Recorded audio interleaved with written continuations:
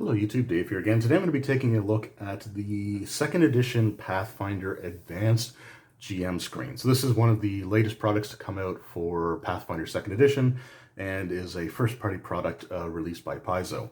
This particular GM screen I picked up from my local game store.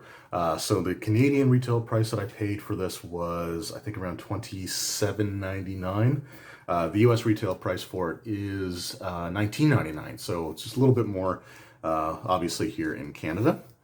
On the back, it says, accelerate your game, keep the essential rules on hand, and protect your notes and die rolls from players' eyes with the Pathfinder Advanced GM screen. This beautiful 4-panel landscape-style screen features stunning artwork from Wayne Reynolds on the player side, while the GM's side presents key information from the core rulebook, bestiary, and game mastery guide to speed up play.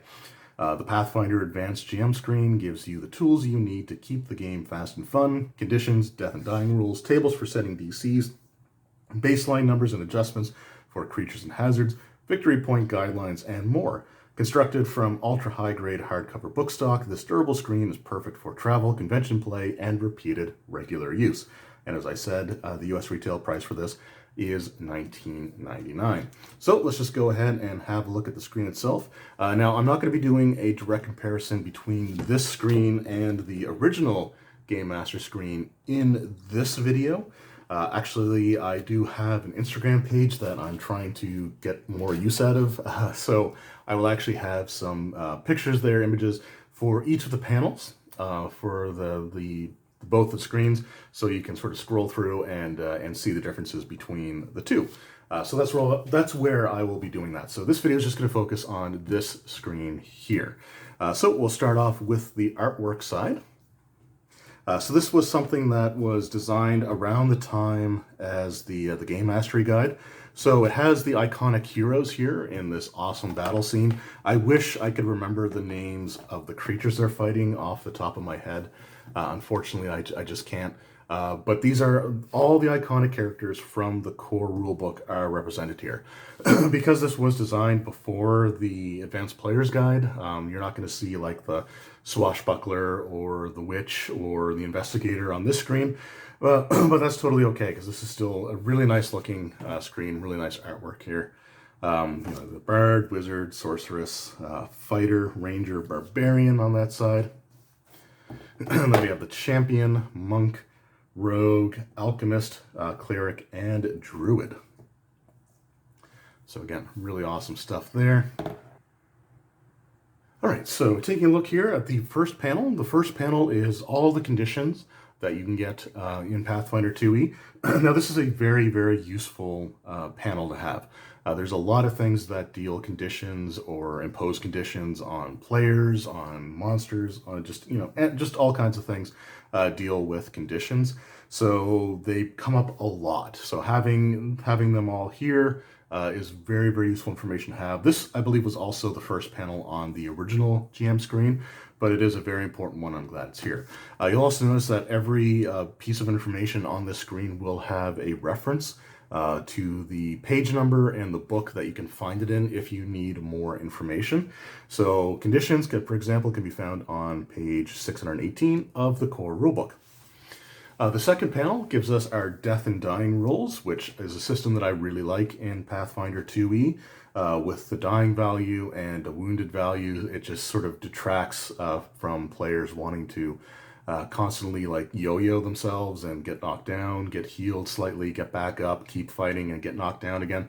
It's a bit of a deterrent against that, so you have to be a little bit more reasonable, I guess, or logical on how your character would really react if they were almost killed and healed and they're still fighting the same creature. So you may want to back off and use ranged attacks, use spell attacks, or just receive more healing. So again, I really like that section here. We also have the rules for being unconscious. This is just sort of the things that happen there and what can negate the unconscious condition. We also have the treat wounds chart from the core rulebook as well. So your training level, your proficiency level, basically the DCs that you have to go up against, and what you get for success or critical success on your skill check. So again, useful information to have there because this gets used quite a bit. We also have falling damage, environmental damage, travel speed, structures. So for structures, it gives you their what it is, what the climb DC is, if you're making like a wall or something out of it. And then you also have the hardness value, hit points, and a broken threshold if you're trying to smash through them, for example. So like wood, stone, reinforced wood, and iron. Then we have like, so those are doors, walls, crumbling masonry, wooden slats, masonry, hewn stone, or iron. So yeah, it gives you all that information there. And for portcullis, you have either wood or iron. There's also a force open chart here as well. So for stuck doors or windows, exceptionally stuck, to lift a wooden portcullis, to lift an iron portcullis, or to bend metal bars. I actually really like this chart here because it reminds me of the old school days of bend bars and lift gates. So cool stuff to have there. Terrain information here, so how it affects your movement, for example. So difficult terrain, greater difficult, hazardous. Narrow surface, so sort of how it affects you. You become flat-footed and must balance to cross. When you're hit or fail a save, succeed at a reflex save, or fall. So again, good information to have quickly available to you if need be. And then we have cover rules, which again come up fairly regularly. Not the most common thing that I've seen come up in combat situations, but there's always that one person who tries to duck for cover. So it's good to have that there as well. And then creature identification, if the players are going up against something unique, something that they've never seen before, or something that maybe the players just aren't aware of, their characters can make checks to see exactly what the creature might be, and it gives you the creature trait and what skill you would use to try to identify it. So again, cool stuff there. And then the third panel, so this one here gives us our DC information. So there are simple DCs. So simple DCs would just be something that's not necessarily difficult or challenging. It's just sort of not necessarily a mundane task, but just something that maybe the players have an idea for something and there's nothing referencing it in the material that you prepared or that you're using for pre-written stuff. So it just gives you some DCs that you can use there. There's also DCs by level. So if you're looking for something slightly higher, for example, or slightly different, it gives you from level 0 all the way up to level 25 what DCs you would use for that information. And for like DCs by level could be things like creature levels, stuff along those lines, but still useful information to have. And then we have spell level DCs. Again, great chart to have. This is something that can really help with if you're improvising stuff. And these next couple of panels are really great for improvising, things on the fly. So we've got DC adjustments again. So depending on how easy or difficult the task is, it can lower or increase the difficulty class for your check. And again, it gives you all the page numbers there. This is one of the charts that I'm really excited about. So this is from the Game Mastery Guide, so GMG, page 56. This is the creature numbers. So it says here you can use the following table to improvise a monster without creating a stat block. Most of these use the high numbers from the Game Mastery Guide, so there's more detail that you can go into from the Game Mastery Guide, but this gives you the basic stuff that you can work with. And again, if you have to improvise something, because the players, zigged when you thought they were going to zag, for example, this is really, really handy. Or it's just a good guideline to go off of if you just want to create your own creatures as well. So here we have the creatures level. This chart gives us creature levels -1 all the way up through 20. There's skill adjustments, armor class, and then it gives you the saves or perception information here as well. So you can use high, moderate, or low numbers depending on what it is. So for example, if you were going up against something that was like this big tank-like creature, they may have a high fortitude saving throw, but they might have a low will saving throw or low reflex saving throw or moderate to low. So again, you just sort of use those numbers as you think it seems fit for saving throws and perception. And then we have just sort of generic hit point values for creatures of these different levels, as well as their strike. So this is just a basic, a basic attack sort of thing. Could be a claw, could be a bite, could be like just a weapon. There's just whatever you want to use here. So it gives you a bonus for the attack rolls. as well as the damage that you would roll for it. And then it gives their spell DC and spell attack value. So again, good stuff to have there. And this, this will come in, I think, really, really handy. There's also information on adjusting creatures from the bestiary. So bestiary page 6. There's elite adjustments and weak adjustments. For elite, you're basically just adding 2 to a bunch of things: armor class, attack bonus, saves, perception, and skills, DCs. Then you add 2 damage for strikes, an extra additional 2 damage, or you add 4 for abilities that can only be used a limited number of times per day. And then you increase their hit points based off of the creature level. So it gives you the chart there. And then the weak adjustments are essentially the opposite of that. So you would be subtracting 2 from armor class, attack bonus, all that stuff from damages. And then you decrease hit points based on this chart as well. So again, good stuff to have if you're looking for like an elite version of one of the creatures that you're going up against. So maybe you're fighting some hobgoblins, but one of them is an elite one. Then you can use that adjustment there. So again, really, really cool stuff. And then the final panel gives us our XP awards, adversary or hazard level, XP for simple hazard, XP for creature or a complex hazard. So it gives you the values that you assign. I believe it just takes 1,000 experience points to level your characters in Pathfinder 2e, and your values basically reset once you gain a level.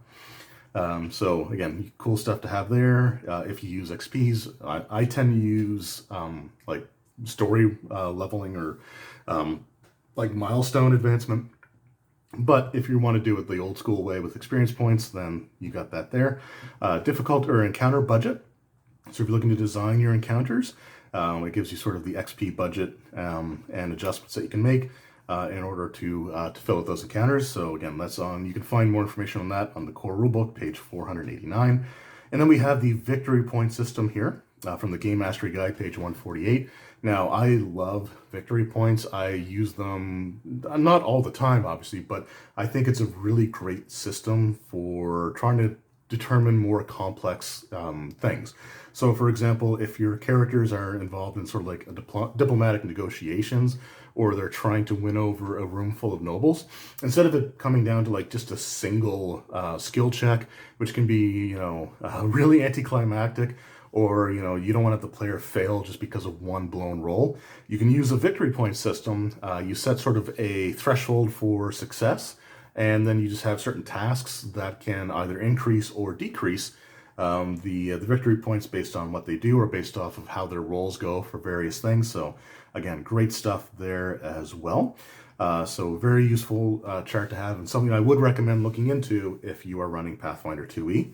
And then we have hazard numbers. So this is very similar to the creature numbers from panel 3. These just, if you're looking to improvise a trap on the fly, it gives you all the information. So it's level, stealth or disable DC, armor class, and then saves low or high, hardness, hit points, and broken threshold, attack values, damage values, and difficulty classes.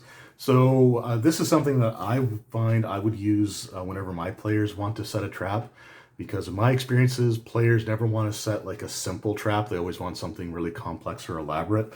So great stuff to have here. So this is a very useful chart, and you can find more information on this in the Game Mastery Guide, page 74.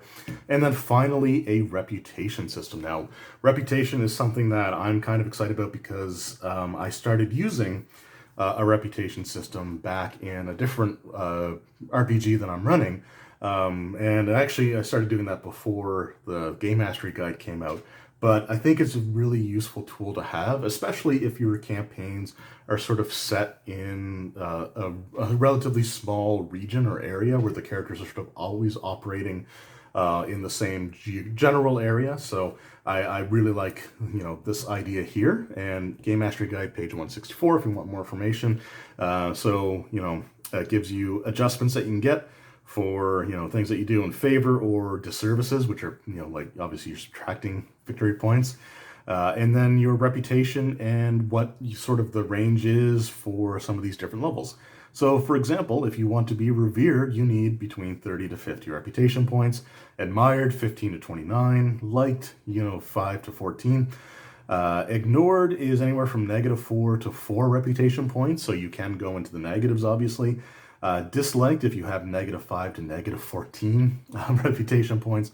Hated, -15, -29, and hunted, which is the absolute worst, at -30 through -50. So yeah, if you're using a reputation system and your players are constantly jerks, then there's a good chance that they're going to make their way all the way down the chart to this one, which, you know, could also make for a very interesting story in of itself.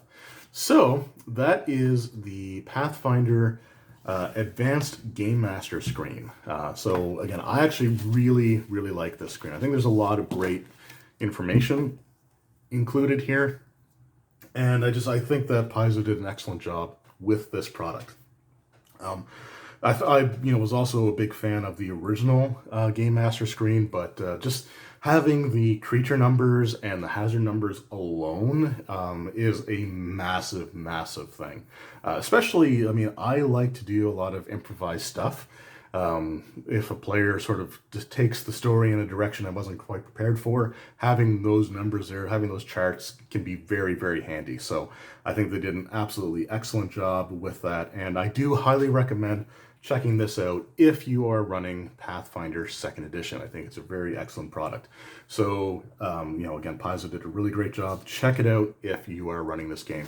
And again, if you want to see a direct comparison between the original and the advanced Game Master screen, head on over to my Patreon page, and I will have some images there of the individual panels from both of these screens so you can sort of see the differences yourself. So thank you once again for taking the time to watch this video. Your support means the world to me, and I will see you next time. Take care.